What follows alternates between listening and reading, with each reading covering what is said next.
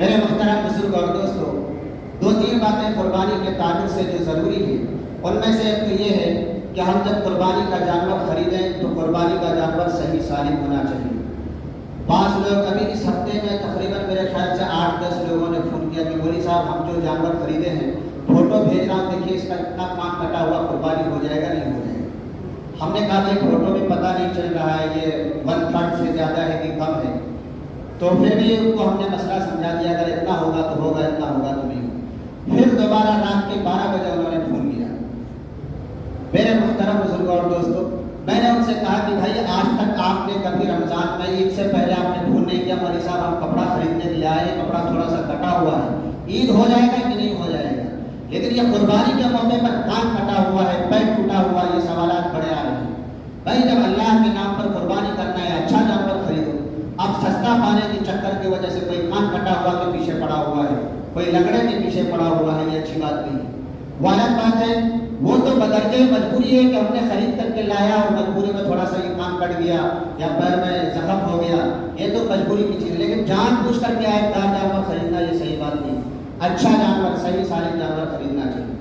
دوسری بات، ذبح کے تعلق سے بہت اچھی طرح ہم ہر سال عید کے موقع پر، بقرعید کے موقع پر یہ بات کہتے ہیں۔ قرآن کریم نے کہا وَلَا تَأْكُلُوا مِمَّا لَمْ يَذْكَرِ عَلَيْهِ، کہ وہ مت کھاؤ جس پر اللہ کا نام نہیں لیا گیا ہے۔ وہ کھانا تمہارے لیے حلال نہیں ہے جس ذبیحے پر، جس کو ذبح کرتے وقت اللہ کا نام نہیں لیا گیا، بسم اللہ نہیں پڑھا گیا، بسم اللہ کے بغیر ذبح کیا گیا ہے، وہ کھانا تمہارے لیے حلال نہیں ہے۔ اس کا کھانا اور سور اور کتے کا کھانا برابر ہے۔ اس خصی کے گوشت کا کھانا جس کو ذبح کرتے ہوئے بسم اللہ چھوڑ دیا گیا ہو اور جان بوجھ کر کے چھوڑا گیا ہو، یہ کھانا حلال نہیں ہے۔ اس کا گوشت اور دوسرے جانوروں کا گوشت جس کا تذکرہ بھی ہم نے کیا، یہ حرمت میں اور حرام ہونے میں برابر ہے۔ میرے محترم بزرگ اور دوستوں، ذبح کس طرح سے کرنا چاہیے؟ جانور کے گلے میں 4 رگیں ہوتی ہیں، چاروں رگوں کا کٹنا ضروری ہے، یا کم سے کم اکثر یعنی 3 رگوں کا کٹنا ضروری ہے، اور بسم اللہ اس وقت تک پڑھنا ضروری ہے جب تک 3 یا اس سے زیادہ نہ کٹ جائے، 3 کٹ جائے یا 4 کٹ جائے۔ اگر کسی نے تھوڑا سا چمڑا کاٹ لیا، بسم اللہ پڑھ کر کے چھوڑ دیا، پھر وہ اس جانور کا ذبیحہ کھانا حلال نہیں ہوگا۔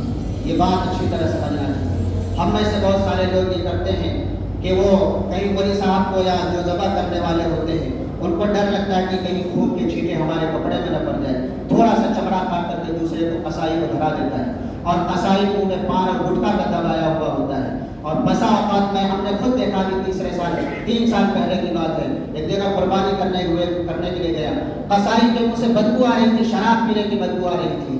اب اگر وہ قصائی جو شراب پیا ہوا تھا انہوں نے آپ کے جانور کو ذبح کیا، کیا وہ گوشت کھانا آپ کے لیے حلال ہوگا؟ نہیں ہوگا۔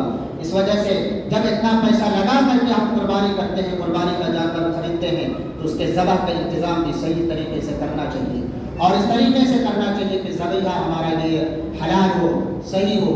ایک بات تو یہ ذبح کے تعلق سے تھی۔ دوسری بات کہ ہمارے یہاں ہوتا یہ ہے کہ قربانی کے گوشت کے 3 حصے کرنے کو کہے گے کہ ایک حصہ خود رکھو، ایک غریبوں کو دو، ایک رشتہ داروں کو دو۔ بعض لوگ ان رشتہ داروں کو نہیں دیتے ہیں جو کہتے ہیں کہ ہمارا وہ رشتہ دار تو قربانی کیا ہی نہیں۔ بھائی قربانی کرے یا نہ کرے لیکن ہدیۃ آپ ان کو دیجیے، اس میں محبت کا تقاضا بھی ہے۔ آپ ہدیہ دیں گے ادھر سے بھی آئے گا تو محبت کا اضافہ ہوگا، کوئی بات نہیں، قربانی کیا ہے آپ دیجیے، ادھر سے بھی آتا ہے تو آپ قبول کیجیے۔ اور ایک بہت ضروری بات، بعض حضرات یہ کرتے ہیں کہ قصائی کو اجرت میں یعنی مزدوری میں گوشت دیتے ہیں، یہ ناجائز و حرام ہے۔ قربانی کے جانور کا کچھ بھی اجرت میں دینا جائز نہیں ہے۔ بعض لوگ وہ جو گلا والا دے دیتے ہیں، بعض لوگ وہ جڑی پچولی دے دیتے ہیں، کچھ بھی آپ نے اس کو اجرت متعین کرنا ہے تو پیسہ دیجیے یا کچھ اور دیجیے، جانور کے اجزاء میں سے کچھ بھی نہیں دیا جا سکتا ہے۔ اس بات کا خیال رکھنا چاہیے کہ قصائی کو اجرت کے طور پر، مزدوری کے طور پر گوشت نہیں دیا جا سکتا ہے۔ آپ اس کو گوشت دیجیے، یوں ہدیتاً دیجیے، کھانے کے لیے دیجیے، لیکن مزدوری میں کہ تم ہمارا جانور چھین دو، ہم تم کو 3 کلو یا گلا والا دے دیں گے یا اجڑی پچولی کلیجی دے دیں گے، یہ نہیں ہونا چاہیے۔ تیسری بات، چوتھی بات کہ ہم لوگ جب گوشت تقسیم کرتے ہیں تو بڑھیا والا ڈپ فریج میں جاتا ہے، جو ران والا ہوتا ہے وہ ڈپ فریج میں جاتا ہے، اور جو اجڑی اور پچولی دوسرے جگہ کا ہوتا ہے وہ غریبوں میں جاتا ہے۔ یہ اچھی بات نہیں بھائی، اچھے گوشت میں بھی غریبوں کا حق ہے، تو اس وجہ سے توازن برابر کر کے دینا چاہیے۔ اس سے بھی بڑی بات یہ ہے کہ قربان کو جو ہم جب گوشت تقسیم کریں، یہ بہت بڑی بات ہے۔ گوشت تقسیم کرتے وقت اگر الگ الگ لوگ شریک ہیں، اگر ایک ہی گھر کے لوگ ہیں تو پھر اتنا بڑا مسئلہ نہیں ہے، لیکن اگر الگ الگ لوگ شریک ہیں، 7 حصے کیے جانے ہیں، تو 7 حصوں کو ترازو سے وزن برابر کرنا ہے۔ اگر تھوڑا سا بھی کمی بیشی ہوگی، اگر اندازے سے کر لیں گے تو یہ سود اور ربا ہو جائے گا۔ اس بات کو اچھی طرح سمجھنا چاہیے، یہ سود اور ربا ہو جائے گا۔ اس وجہ سے اگر الگ الگ لوگ شریک ہیں، اس کو ترازو میں وزن اس کا برابر ہونا چاہیے۔ تو انشاءاللہ اس مسئلے پر بھی خیال کریں گے۔ اور